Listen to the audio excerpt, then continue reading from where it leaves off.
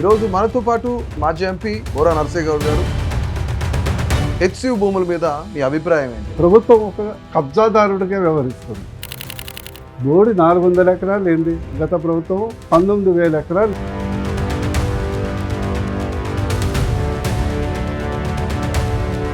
కేసీఆర్ పరిపాలన బాగుందనిపించిందా, రేవంత్ రెడ్డి పరిపాలన బాగుందనిపించింది? We have a problem not with the government, we have problem with the governance. అహంకారము, ఆధిపత్య ధోరణి. ఆ పార్టీలో నాయకులు అట్లుండేవాళ్ళు ప్రజలు. అప్పుడు అంటే వీరు కూడా అలాగే ఉన్నారా ఆ పార్టీలో ఉన్నప్పుడు? That's not going to B.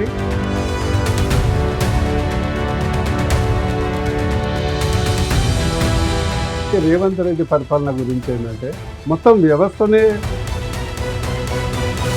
బండబూతులు తిట్టుకుంటాడు. Sudden గా బండి సంజయ్ తీసి పక్కన పెట్టి కిషన్ రెడ్డిని తీసుకొస్తే డౌన్ ఫాల్ అయింది. బీజేపీ అనేది వ్యవస్థ మీద ఆధారపడి చేస్తుంది, వ్యక్తుల మీద కాదు. 100 సంవత్సరాలకు సరిపోను కూడా పెట్టుకోవాలి. That is Congress party. We want a capitalism, but mind set is communism. Work bill గురించి ఏం చెప్తారా? వర్క్ బిల్ సవరణ వల్ల కొత్తగా వచ్చే లాభం, రాజా సింగ్ మాట్లాడిన మాటలు కూడా పాకిస్తాన్కి పంపిస్తాం ఓవైసీ బ్రదర్స్ అని. ఎవరైతే ఇండియాలో ఉంటారో they should behave like a Indian. ఈ వర్క్ మీద అల్లర్లు నచ్చేది కాంగ్రెస్ అని చూస్తే చాలా అసహ్యం ఇస్తుంది. Totally unethically, unscientifically, కుట్రపరంగా. మరి నీ గాంధీకి ఏం సంబంధం రాబాయ్? నెహ్రూకు, ఇందిరాగాంధీకి, రాజీవ్ గాంధీకి, రాహుల్ గాంధీకి ఇల్లీగల్లీ కన్వర్టెడ్. కాంగ్రెస్ అయితే తూర్చుకోబెట్టబోతుంది. కాంగ్రెస్ పార్టీ ఎలక్షన్ ముందర టికెట్ ఇస్తా అంటే కూడా. నమస్తే, నేను మీ జర్నలిస్ట్ వసంత్. ఈరోజు మనతో పాటు ఒక ముఖ్యమైన వ్యక్తి ఉన్నారు. అనే మాజీ ఎంపీ బోరా నర్సయ్య గౌడ్ గారు, అలాగే బీజేపీ రాష్ట్ర నాయకులు. సార్ నమస్తే. నమస్తే వసంత్. ఎలా ఉన్నారు? Absolutely fine. చాలా రోజుల తర్వాత మళ్ళీ మీ ఇంటర్వ్యూ చేస్తున్నాం. సో ఇప్పుడు రాష్ట్ర వ్యాప్తంగా ఎక్కడ చూసినా సరే గత కొద్ది రోజుల నుంచి ఒకటి హెచ్సియు గురించి వినిపిస్తుంది, మరొకటి దేశవ్యాప్తంగా వక్ఫ్ బోర్డ్ బిల్లు గురించి వినిపిస్తుంది. ముందుగా మన రాష్ట్రంలో ఉన్న హెచ్సియు భూముల మీద మీ అభిప్రాయం ఏంటి? అంటే కాంగ్రెస్ ఏం చెప్తుందంటే దీన్ని పూర్తిగా ప్రభుత్వ ఆధీనంలో ఉన్న భూములు, హెచ్సియుకి రాసిచ్చినప్పుడు, హెచ్సియుకి ఇస్తానన్నప్పుడు దానికి సంబంధించి ఒక రిజిస్ట్రేషన్ లేదు, ఎంఓయూ లేదు, దానికి సంబంధించి అసలు ఎలాంటిది ఒప్పంద పత్రం కూడా లేదని చెప్తున్నారు. బేసికల్ ఏంటంటే ఈ ప్రస్తుత ప్రభుత్వం ఏంటంటే ఒక భూస్వామి లాగా వ్యవహరిస్తుంది. చాలా సందర్భాల్లో మన ధరణి వచ్చినప్పుడు కూడా ఇదే సమస్య వచ్చింది.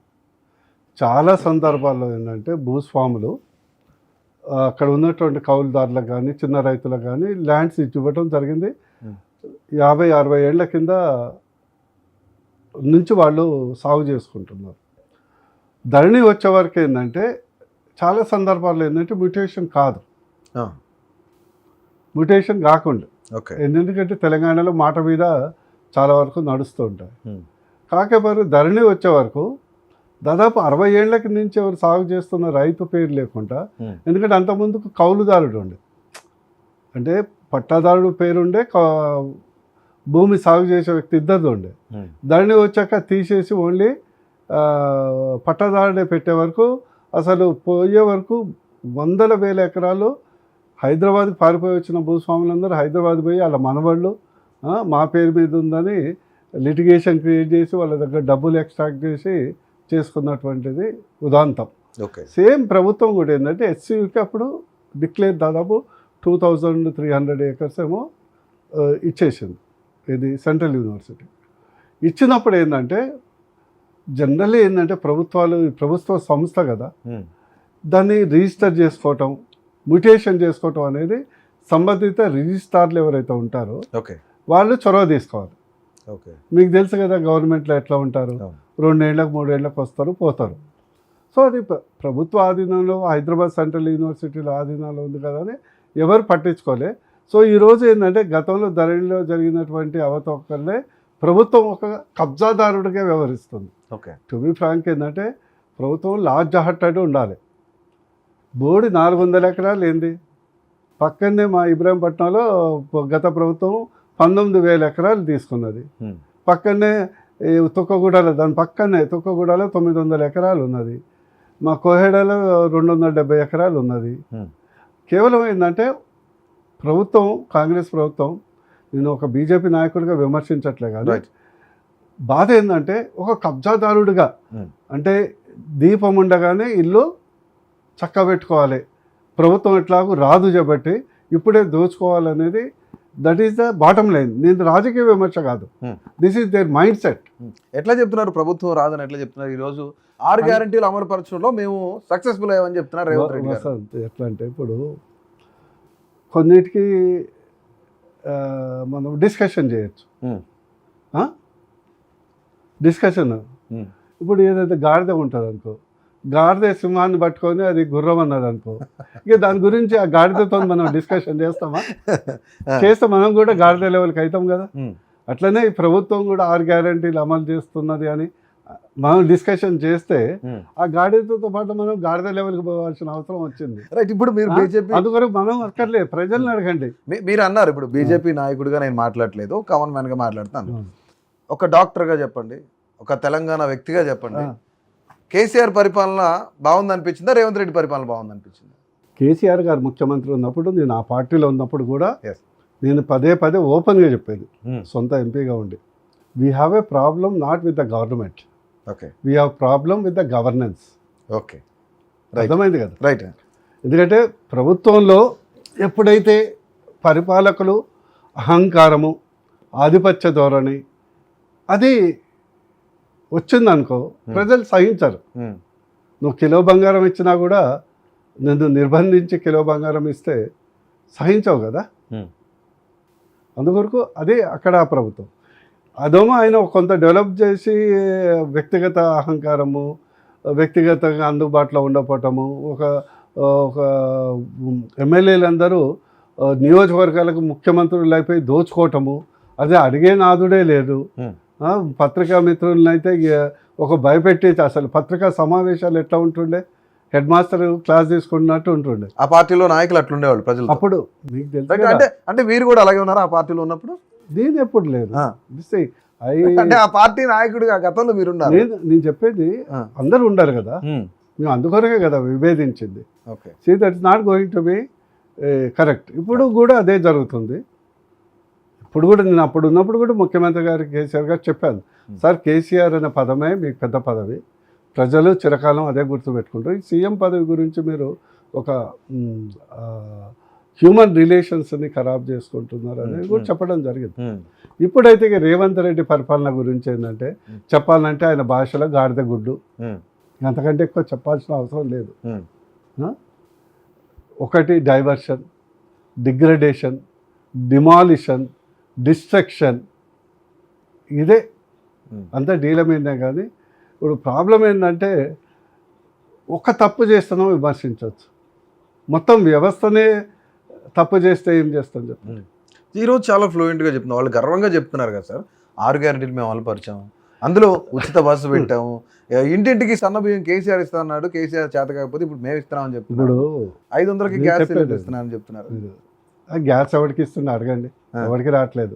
సబ్సిడీ కింద వస్తున్నాయని చెప్తున్నారు. అంతా బోగస్. ఈ రోజు రీసెంట్ స్టేట్మెంట్ చూడండి, మన స్టేట్మెంట్లు ఏముంది మీరు చూడండి సోషల్ మీడియాలో. నేను రోజు అసలు అవి స్క్రీన్ షాట్స్ తీసి పెడుతున్నా.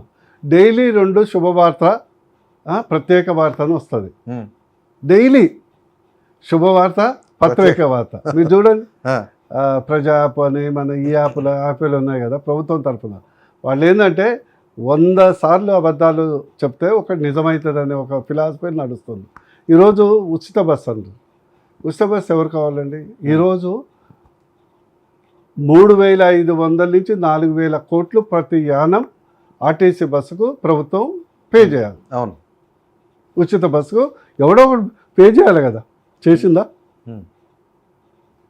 ఈరోజు ఆర్టీసీ ఎంప్లాయీస్ దాచుకున్నటువంటి డబ్బు ఏదైతే ఉందో కార్పొరేషన్లో, సొసైటీలో వాడేసుకున్నారు. వాళ్ళు గ్రాట్యుటీ కానీ రిటైర్మెంట్ కానీ బెనిఫిట్స్ ఇచ్చేటట్టు లేదు. ఎప్పుడు వ్యవస్థ కుప్పగూలుతుందో తెలియదు. సేమ్ అక్కడ కర్ణాటకలో అదే అయిపోయింది. విపరీతంగా బస్సు ఛార్జీలు మీ ఇష్టం పెట్టుకోండి, మా దగ్గర డబ్బులు లేవని చెప్పి ఈరోజు ఆర్టీసీ లాభాల్లో ఉన్నాయని చెప్తున్నారు. ఇదే కదా సొల్లు కబుర్లు చెప్పుడు. ఈ సొల్లు కబుర్ ఏమున్నది?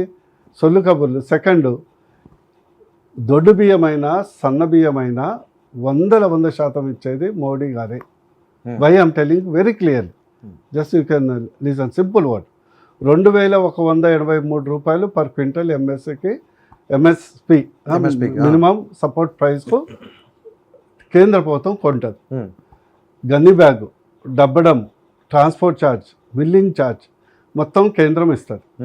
ఆ రైసు మిల్లర్ దగ్గర పోతుంది.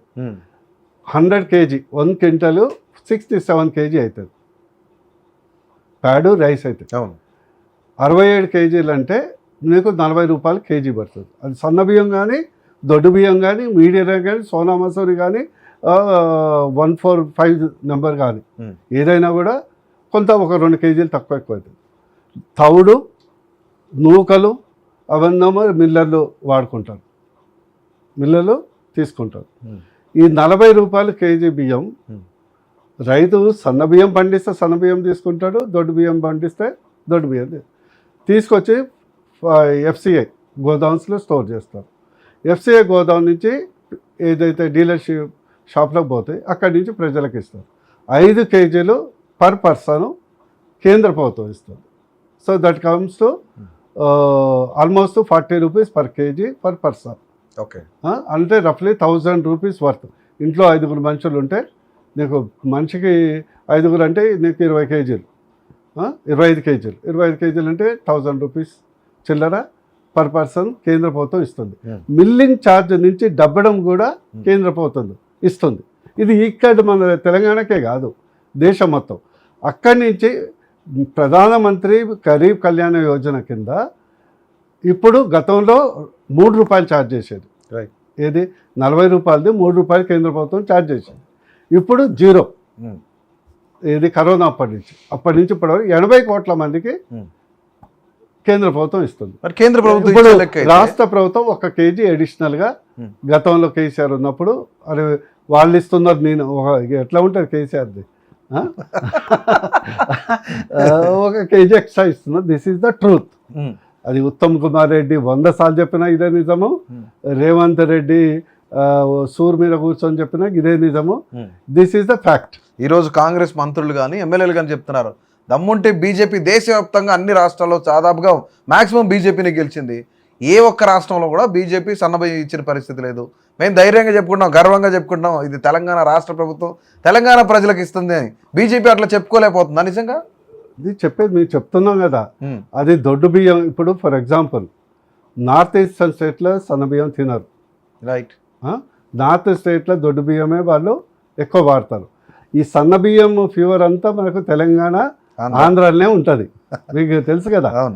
మహారాష్ట్రలో అసలు సన్న బియ్యం అంటేనే వాడు అదేదో లోకువా చూస్తారు. సో ఆయా ప్రాంతాల యొక్క అభిరుచిని బట్టి రైతు పండిస్తాడు.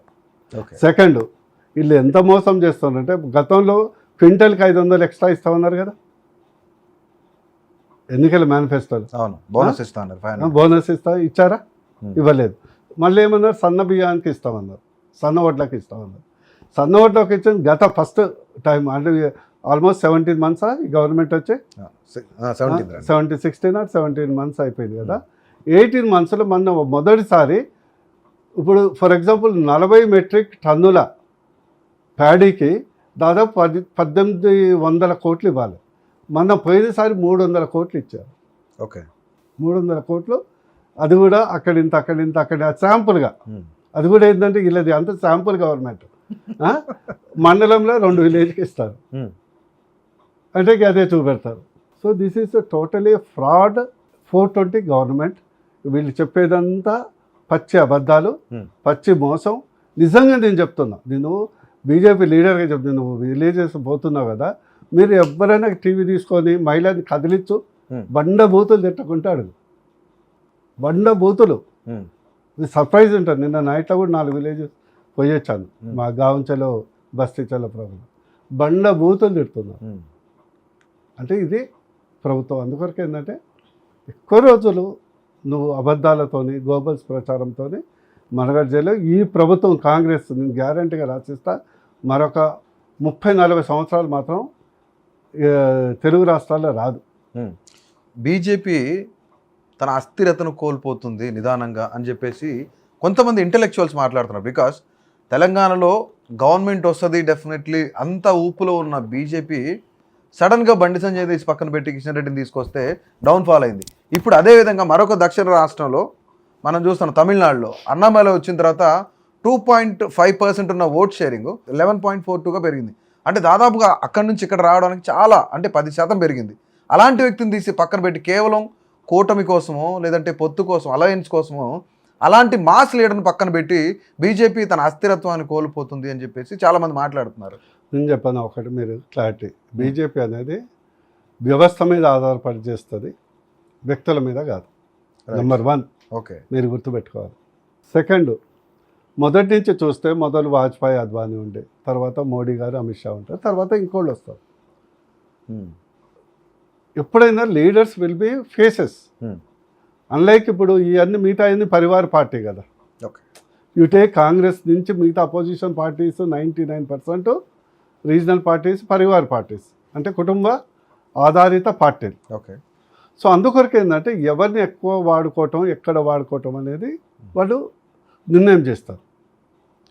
సెకండ్, మన పార్లమెంట్ దాంట్లో 76,000 ఓట్లు వచ్చాయి, 76 లక్షల ఓట్లు వచ్చినాయి కదా. ఆల్మోస్ట్ 76 లక్షలు అంటే 70 ఎమ్మెల్యే సీట్లు. We got majority in 56 assemblies okay, and second place in 14. ఇప్పుడు కూడా ఆ గుడ్ విల్ ఉంది. ఇప్పుడు మీకేంటంటే మన తెలుగు రాష్ట్రాల్లో ఏమైందంటే మీడియా మేనేజ్మెంట్ ఎక్కువైంది. Okay, and we're used to public hype politics. Ground work పాలిటిక్స్కు మనం అలవాట్లేదు. కేసీఆర్ మీటింగ్ పెడితే ఒక 2-3 లక్షల మందితో పబ్లిక్ మొబిలైజేషన్తో 10 పేపర్లను కొనుక్కోవటం, 10 పేపర్లు రాపియటము, ఇవన్నీ దట్ ఈస్. వెరస్ బీజేపీ ఏంటంటే సాప కింద నీరులాగా పాకుంటుంది. హైప్ ఎప్పుడు చేస్తారంటే ఎలక్షన్ 6 నెలల ముందల, సంవత్సరం ముందల, అప్పుడు హైప్ చేస్తారు.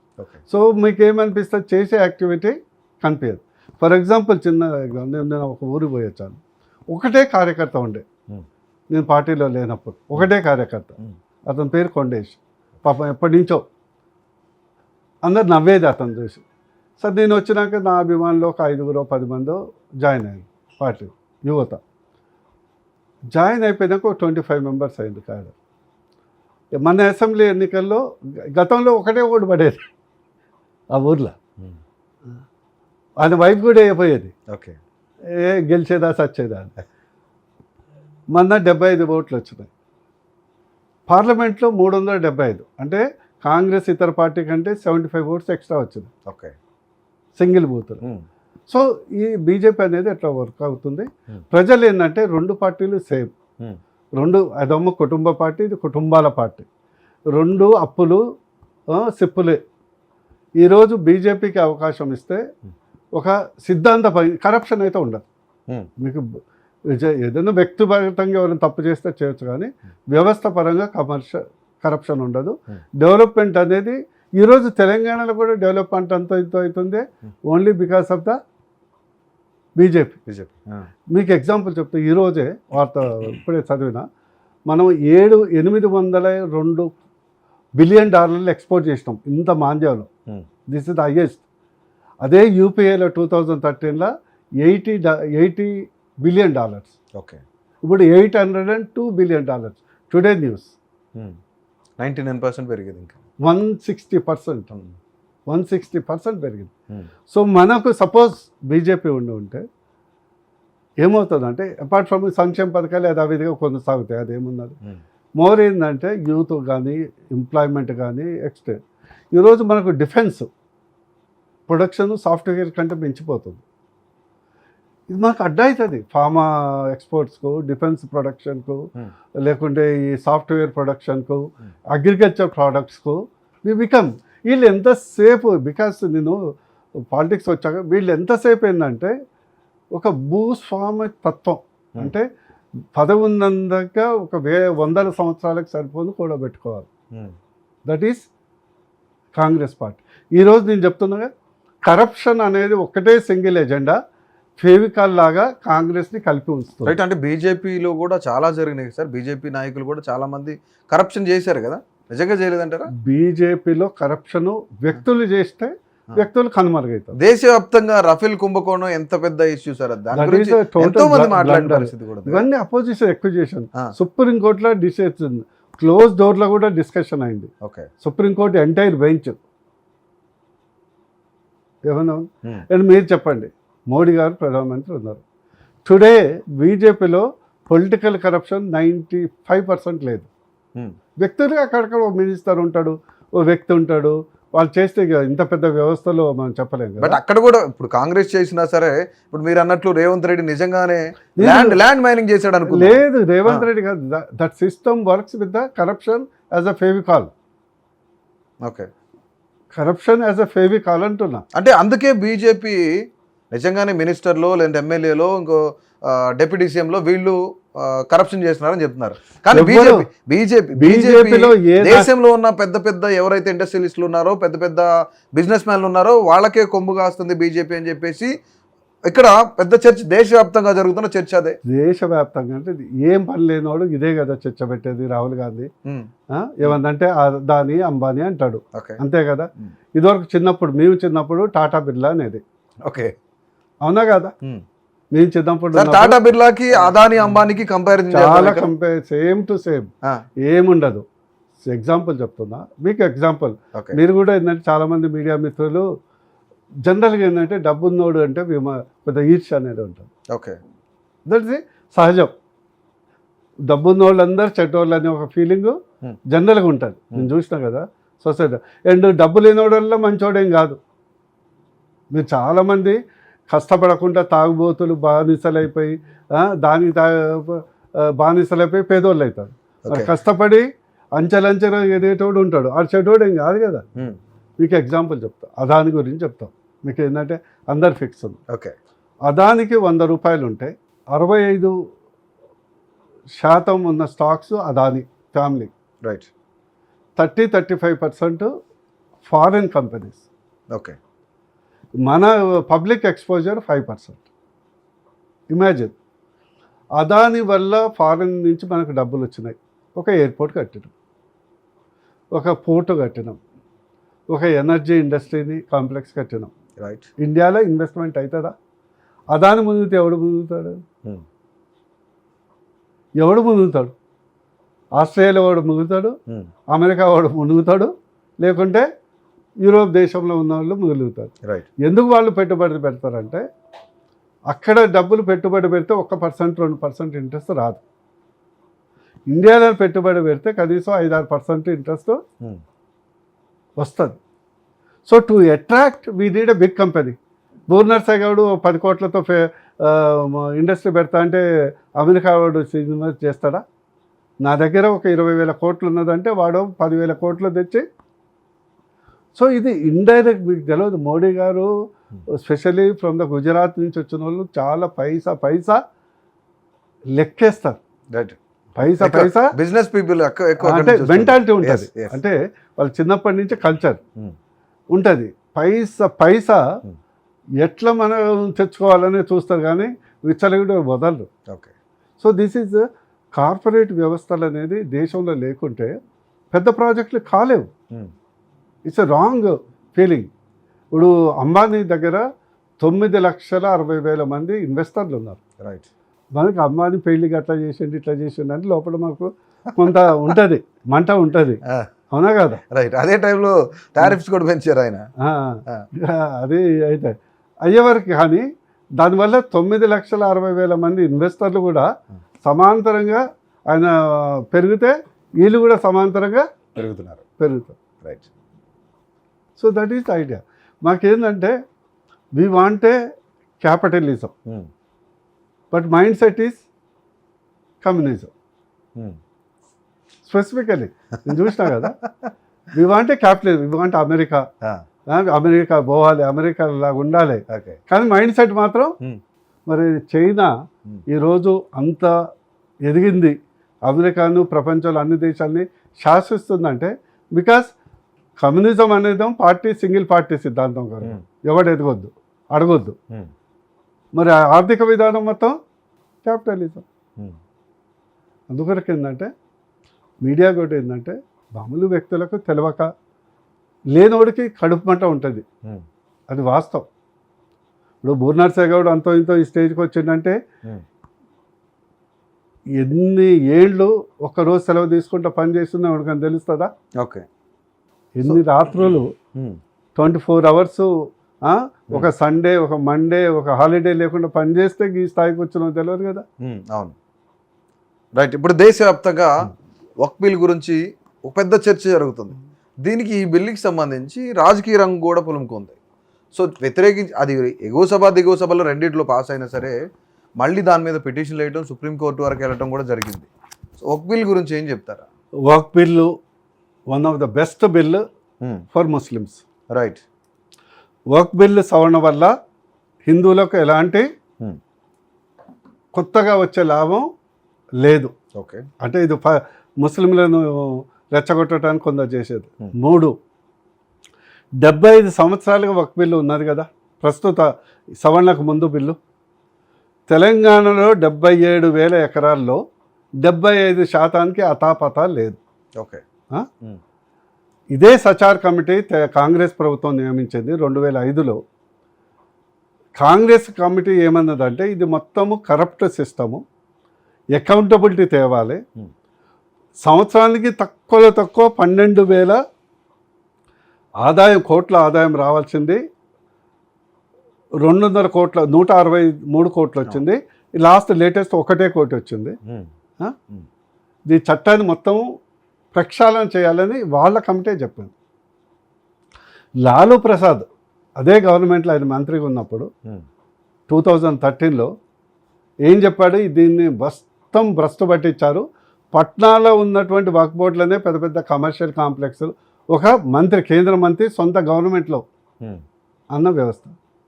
ఈరోజు దేశంలో 8,74,000 ఎకరాలు ఉంటే 70%కు అతాపతా లేదు.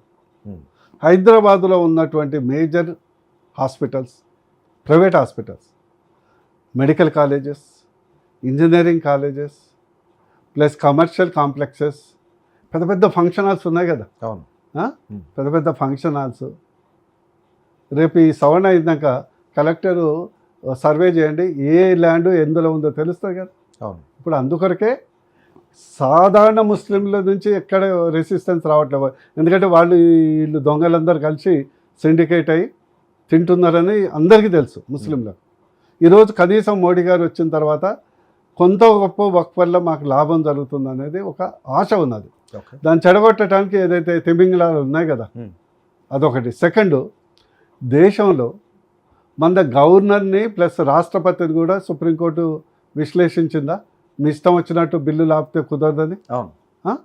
బట్ వక్ఫ్ బోర్డు కాంగ్రెస్ పెట్టిన సవరణ ఏంటంటే ముతావలి వక్ఫ్ ట్రిబ్యునల్ చెప్పిందే ఫైనల్.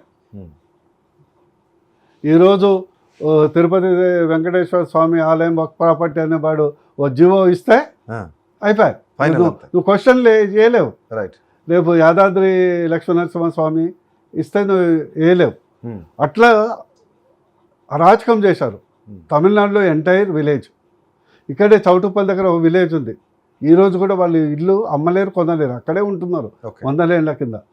ప్లస్ కర్ణాటకలో దత్తపీఠ మందిరం, ద్వారకలో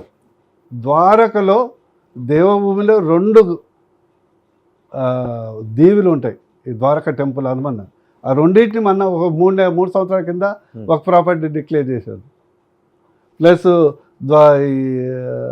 మన గుజరాత్లోనే సూరత్ అనుకుంటా, సూరత్ మున్సిపల్ కార్పొరేషన్ మొత్తము మాదని డిక్లేర్ చేశారు. డిక్లేర్ చేయటము, పిలిపించుకోవటము, సెటిల్మెంట్ చేసుకోవటం. ఇప్పుడు మీ ఇల్లు ఉంది అనుకో, వక్ఫ్ బోర్డు కింద జీవో ఇస్తాడు, నువ్వు లబో దిబో మొత్తుకుంటావు. ఎందుకంటే రిజిస్టర్ చేయలేవు, అమ్మలేవు, కొనలేవు. నువ్వు ఏం చేస్తావు, ట్రిబ్యునల్ దగ్గర పోవాలి. ట్రిబ్యునల్ ఎవరు ఉంటారు, వాళ్ళే ఉంటారు. కూర్చొని అయ్యా అంత ఇస్తాము అంటే వాడు ఆర్డర్ విత్డ్రా చేసుకుంటారు. ఇందులో మంచితో పాటు కొన్ని అభ్యంతరాలు కూడా చెప్తున్నారు. ఇప్పుడు వక్ఫ్ కమిటీలో ఎందుకు నాన్ ముస్లింను ఉంచాలి అంటే, మనం ఇప్పుడు టీటీడీ దేవాలయానికి సంబంధించి పాలక మండలిలో నాన్ హిందూని ఎవరిని ఉంచకూడదని చెప్పేసి ఒక ప్రతిపాదన తీసుకొచ్చారు రీసెంట్గా. అట్లనే మరి అసలు ఆ ముస్లిం కమిటీకి సంబంధించిన దాంట్లో నాన్ ముస్లింని ఏ విధంగా ఉంచుతారని? నువ్వు చూడండి, Hmm. సచార్ కమిటీ చేసిన దాంట్లో మీకు అర్థం కాలేదు. At any irrespective of the religion technical person should be there right. అనేది వాళ్ళ ఉద్దేశం. ముస్లిం ఏతరులనే పెట్టాలని లేదు, మీకు అర్థం కావట్లే. ఓకే. టెక్నికల్ ఎక్స్పర్టైజ్ ల్యాండ్లో కానీ వర్క్ఫోర్డ్లో కానీ డేటాబేస్ కానీ ఈ లాంగిట్యూడ్ సర్వే కానీ దానికి సంబంధించిన టెక్నికల్ ఎక్స్పర్ట్స్ ఎవరైనా కూడా ఉండొచ్చు. నెంబర్ 1. ఓకే. నెంబర్ 2, కలెక్టర్ ఎవరుంటే వాడు ఉండొచ్చు. కలెక్టర్ ప్రభుత్వం ఉంటుందా? లేదు. కలెక్టర్కు రిలీజన్ ఉంటుందా? లేదు. ఉండదు. 3, joint secretary level right officer ఉండాలి. మరి జాయింట్ సెక్రటరీ అందరు ముస్లింలు ఉండాలంటే నడుస్తుందా? ఎందుకంటే ఇది కాపాడటానికి. నేను ఎగ్జాంపుల్ చెప్తున్నా. ఈరోజు లెటర్సే ఒక 5 ఎకరాల ఫంక్షన్ హాలు వక్ఫ్ బోర్డు ఎవడో కబ్జా చేసుకొని కట్టేశాం. వక్ఫ్ బోర్డు అని ప్రాపర్టీ అని తెలుసు. ఆయన మీద ఎవరు చర్య తీసుకోవాలి? ప్రభుత్వం లేకుండా తీసుకుంటుందా?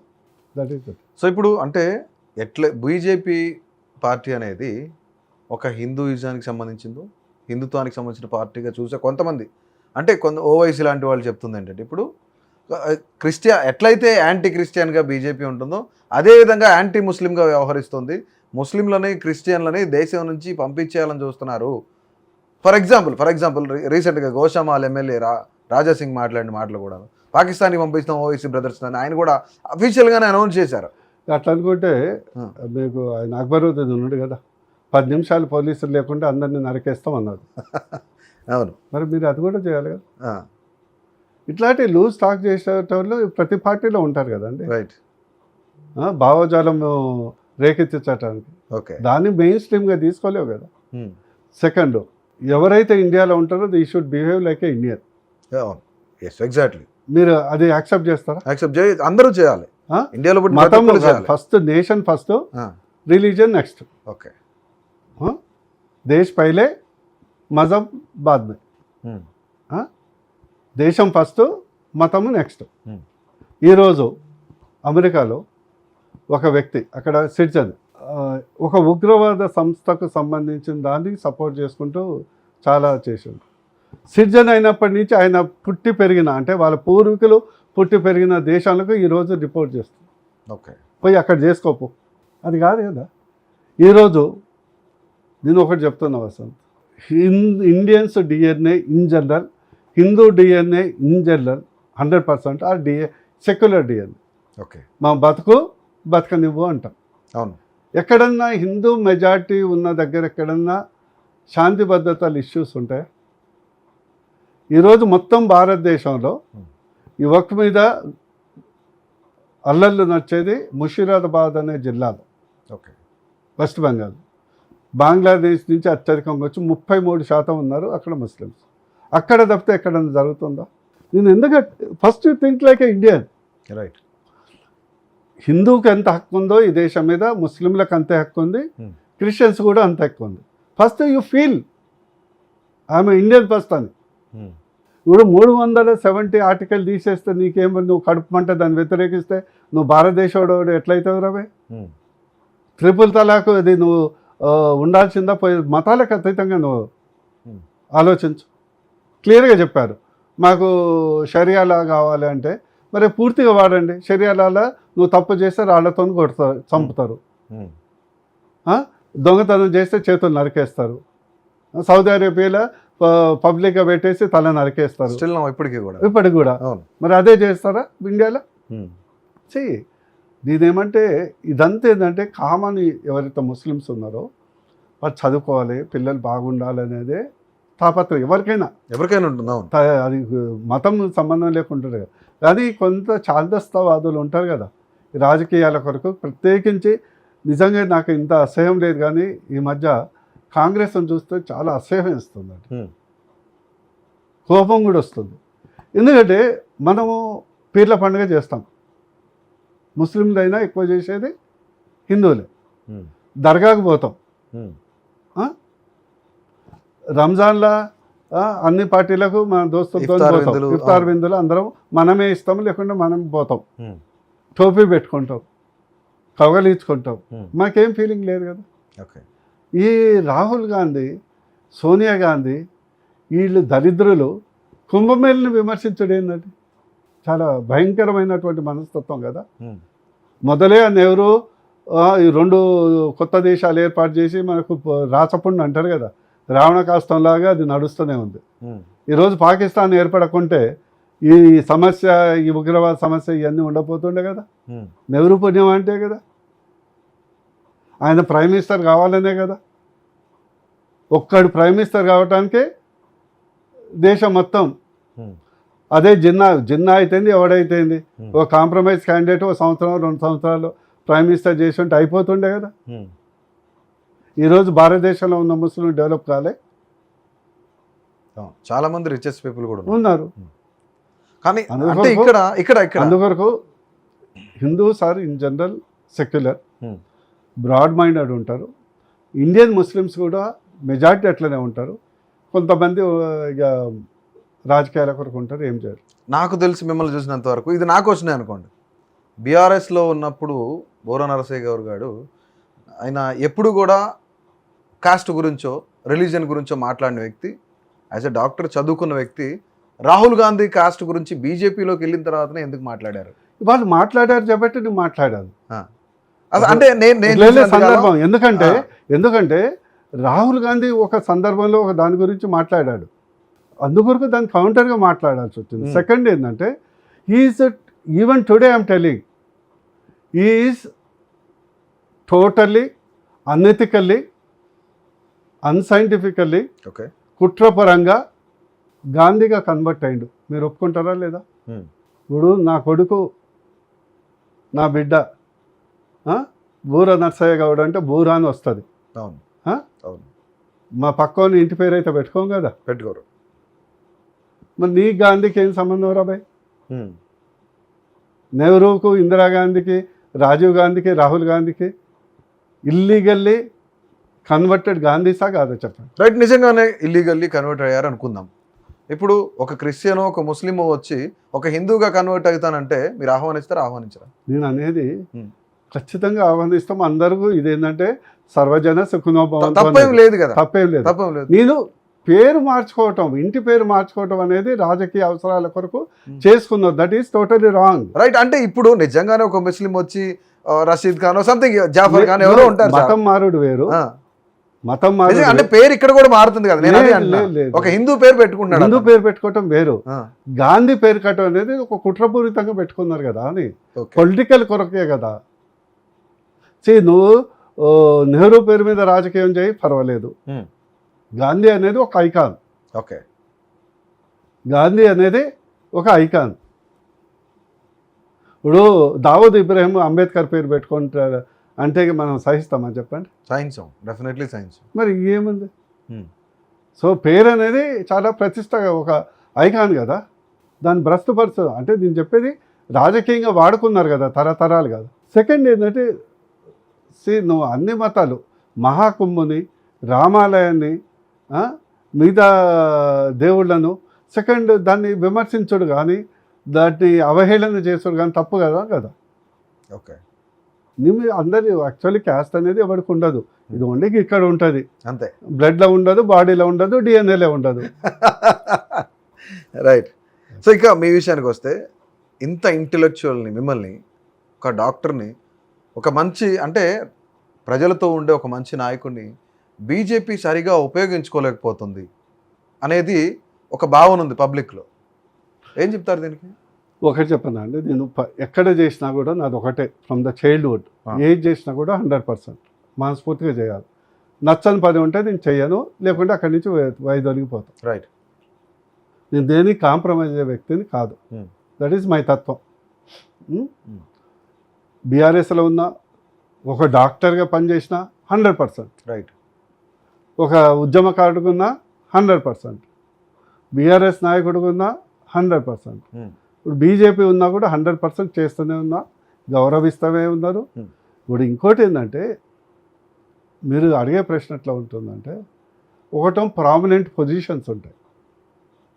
ఈరోజు నన్ను బీజేపీ పార్టీలో చిన్న కార్యకర్త నుంచి పై స్థాయి అమిత్ షా వరకు, డాట్ సాపు సిద్ధాంతపరంగా హానెస్ట్గా పనిచేసే వ్యక్తి. అసలు మొదటి నుంచి బీజేపీలో పుట్టి పెరిగిన వాళ్ళ కంటే ఎక్కువ బీజేపీ సిద్ధాంతాన్ని అర్థం చేసుకుని ఉన్నటువంటి వ్యక్తి అనే అభిప్రాయం అందరికీ ఉన్నది. చాలామందికి ఏంటంటే మా ఈ డౌన్ ట్రాడన్ వర్గాల్లో ఒక అపోహ ఉంది. రైట్. ఇది సనాతన ధర్మం అంటే దళితులకు వ్యతిరేకమనో దీనికనో, ఇదంతా అపోహ. యాక్చువల్లీ అంటే సనాతన ధర్మం అనేది ఒక రిలీజన్ కాదు, దట్ ఈస్ ఏ సృష్టి ధర్మం. ఓకే. సర్వేజన సుఖినో భవంతి అంతకంటే ఎక్కువ అంటారు. ఇప్పుడు ఏమంటారు ఇతర క్రిస్టియన్స్ ఏమంటారు, క్రైస్తు జీసస్ ఒక్కడే దేవుడు, ఎవరు దేవుడు లేడు అంటాడు. వేరే వాళ్ళని ఇన్ఫిడెల్స్ అంటారు, అంటే నమ్మకం ఉండదు. అదే ముస్లిమ్స్ అల్లానే ఒక దేవుడు, ఇంకోటి ఉంటే కఫీర్ అని ఆడంటారు. మనం ఏమంటాం, దేవుడు ఒకడే, అది పేర్లు వేరు వేరు ఉన్నాయి అంటాం. అవును. మనం ఏమంటాం, సబ్కా మాలిక్ ఏక్, సబ్కా మాలిక్ ఏక్ హై, రూప్ అలగై, నామ్ అలగై, అంతే కదా. ఇక ఇంతకంటే అదే సనాతన ధర్మం. రైట్. ఇప్పుడు దేశవ్యాప్తంగా ఉన్న పార్టీలు, అంటే నేషనల్ పార్టీలు అయినా కానీ రీజనల్ పార్టీలు అయినా కానీ, ఎప్పుడు ఉచితాల వైపు, ఫ్రీబీల వైపు, ప్రజలు నమ్మించే వైపు వెళ్తున్నారు, కానీ ప్రజలు నమ్ముతూనే ఉన్నారు. ఎట్లా చూడొచ్చు ఈ రాజకీయాన్ని అంతా, ఎట్లా చూడొచ్చు? నా ఉద్దేశం ఏంటంటే దీనికి సొల్యూషను పేదరికం, అంటే ప్రాబ్లం పేదరికం, ఓకే, ఇగ్నోరెన్స్. రైట్. థర్డ్ ఏంటంటే మాకు మెడికల్లో ఒక పావ్లావ్ రియాక్షన్ అని ఒక ఎక్స్పెరిమెంట్ ఉంటుంది. ఓకే. ఒక కుక్కకు రోజు 1 o'clock ఫుడ్ పెడతారు. 1 o'clock కొద్ది రోజుల తర్వాత సొల్లు కారుతుంది. ఓకే. ఆటోమేటిక్గా టైం అయింది, అంటే బాడీ క్లాక్ అయిపోతుంది. ఓకే. సెకండ్ ఏమవుతుంది, ఒక వారం తర్వాత గంట కొట్టి ఫుడ్ పెడతారు. గంట కొట్టగానే సొల్లు కారుతుంది, ఎందుకంటే గంట తర్వాత ఫుడ్ వస్తుంది. ఓకే. తర్వాత ఫుడ్ పెట్టకుండా గంట కొడతారు, అయినా సొల్లు వస్తుంది. సో దాన్ని పావ్లావ్ రియాక్షన్ అంటారు. ఓకే. అదే ఇప్పుడు ఈ యొక్క పబ్లిక్ మీద ప్రయోగిస్తున్నారు, రాజకీయ పబ్లిక్ మీద ప్రయోగిస్తున్నారు. ఓకే. అంటే ఎన్నికలంటే ఫ్రీబీస్ ఉండాలి, ఎన్నికలంటే డబ్బులు పంచాలి, ఎన్నికలంటే మద్యం పంచాలి అనేది ఒక మైండ్ సెట్కి తయారైంది. దీనికి ఒకటే విరుగుడు ఏంటంటే అట్లీస్ట్ 30-40% ఎలక్టరేట్ ఎడ్యుకేటెడ్, భారతదేశం కానీ మా కుటుంబం కానీ మన దేశం కానీ పైకి పోవాలనుకునేటోళ్ళు ఏ పార్టీలు అయితే లాంగ్ టర్మ్ డెవలప్మెంట్కు ఆకాంక్షిస్తే వాటిలకు కులాలకు మతాలకు అతీతంగా ఓట్లు వేస్తే ఇవన్నీ పోతుంది. ఇంకోటి మీకు మోడీ గారు 3rd term ఏమైనా ఉచితాలు ప్రకటించండా? బట్ ఢిల్లీలో చెప్పారుగా, చాలా చెప్పారు. ఓసారి రావణాసురుని చంపాలంటే రాముడు లాంటోడు కూడా విభూషణ్ని హెల్ప్ తీసుకోవాల్సి వచ్చింది. వాళ్ళని చంపాలంటే చెట్టు చాటున నిలబడి చంపాలి. ఒక్కోసారి సందర్భానుసారం కొన్నిసార్లు వెనకడుగు వేయాల్సి వస్తుంది. ఓకే. ఎందుకంటే లార్జర్ గోల్ వేరే ఉంటుంది కదా. రైట్. ఇప్పుడు ఆంధ్రప్రదేశ్లో ఎన్డీఏ గవర్నమెంటే అధికారంలో ఉంది. సో ఆ గవర్నమెంట్ పనితీరు కానీ వాళ్ళ విధి విధానాల గురించి ఏం చెప్తారు? అక్కడ మా సమస్యలే మాకు తెలియట్లేదు. అక్కడ ఒకటి మాత్రం నేను అనుకుంటున్నాను, ఎందుకంటే చంద్రబాబు గారు ఎక్స్పీరియన్స్ ఉన్నాడు, ప్లస్ వాళ్ళకి చాలా న్యాచురల్ రిసోర్సెస్ ఉన్నాయి. మీరు చాలామంది అనుకుంటారు కానీ 900 kilometers కోస్ట్ ఉన్నది. చాలా అద్భుతమైనటువంటి పెద్దది. సో డెఫినెట్లీ చంద్రబాబు గారు నాయకత్వంలో బీజేపీ సపోర్ట్ ఉంది కాబట్టి, బీజేపీ సపోర్ట్ మీకు తెలవకుంటే చాలా హెల్ప్ చేస్తున్నారు వాళ్ళకు. ఓకే. సో డెఫినెట్లీ ఆంధ్రప్రదేశ్ బాగుపడుతుంది. మన నైబర్స్ మన సహోదరులే కాబట్టి వాళ్ళు కూడా మన తెలంగాణ లాగా అందరం భారతదేశంలో 2 రాష్ట్రాలు కూడా నెంబర్ 1 or 2 ఉండాలని కోరుకుంటాను. ఇందులో అంటే అలయన్స్ ఏర్పడడానికి పవన్ కళ్యాణ్ కీలకంగా వ్యవహరించాడని అందరికీ తెలిసిన విషయం. కానీ ఈరోజు కవిత గారు నిన్న ఒక స్టేట్మెంట్ చూసారో లేదో, పవన్ కళ్యాణ్ దురదృష్టవశాత్తు డిప్యూటీ సీఎం అయ్యాడు, ఆయన ఫుల్ టైం పొలిటీషియన్ కాదు, పార్ట్ టైం పొలిటీషియన్ అని ఒక సంచలనమైన స్టేట్మెంట్ ఇచ్చారు. ఒకటి చెప్పనా, corrupt minded full time politicians most dangerous to this country. Okay. చాలా డేంజరస్ అండి. కరప్ట్ మైండెడ్ ఉండి ఫుల్ టైం పొలిటీషియన్ వాడు డేంజరస్. ఇప్పుడు మగోడి ఫకీరు అన్ని వదిలిపెట్టుకున్నాడు బెస్ట్. యోగి అన్ని వదిలిపెట్టుకున్నాడు ద బెస్ట్. ఈ కరప్టెడ్ లీడర్స్ ఉంటారు కదా, భూస్వాములు, కరప్టెడ్, కులపిచ్చున్నోళ్ళు, అహంకారం ఉన్నోళ్ళు, they are the most dangerous. ఎందుకంటే వాళ్ళు పవర్ కొరకు దేశాన్ని అమ్మగలరు. ఓకే.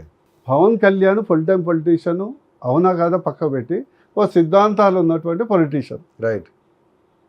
దేశానికి కావాల్సింది అదే. దేశానికి, రాష్ట్రాలకు కావాల్సింది. రేపు నా కళ్ళెదురుగా బీజేపీ ఒక ముఖ్యమంత్రి వస్తే అందుబాటులో ఉంటాడు, అతిగా ఎక్స్ట్రాలు చెయ్యడు, అహంకారం ఉంటే ఆ పదవిలో ఎక్కువ రోజులు ఉండడు. ఒక ముఖ్యమంత్రి ఎట్లా ఉండాలో తెలుగు ప్రజలు మొదటిసారి చూస్తారు. ఓకే. తెలంగాణ ప్రజలు. మా దురదృష్టం తెలంగాణ వచ్చిన వరకేమో కేసీఆర్ మోడల్ ఒకటైపోయాయి. సరే కేసీఆర్ అంటే ఓ పెద్ద మనిషి, ఉద్యమంలో ముందున్నాడు, సరే ఆయన భరించినాం. ఓకే. ఈయనోమో రెండో జడేరు ఎవడైపోయా.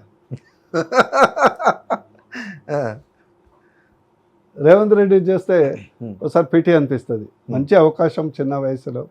చివరిగా ఒక ప్రశ్న.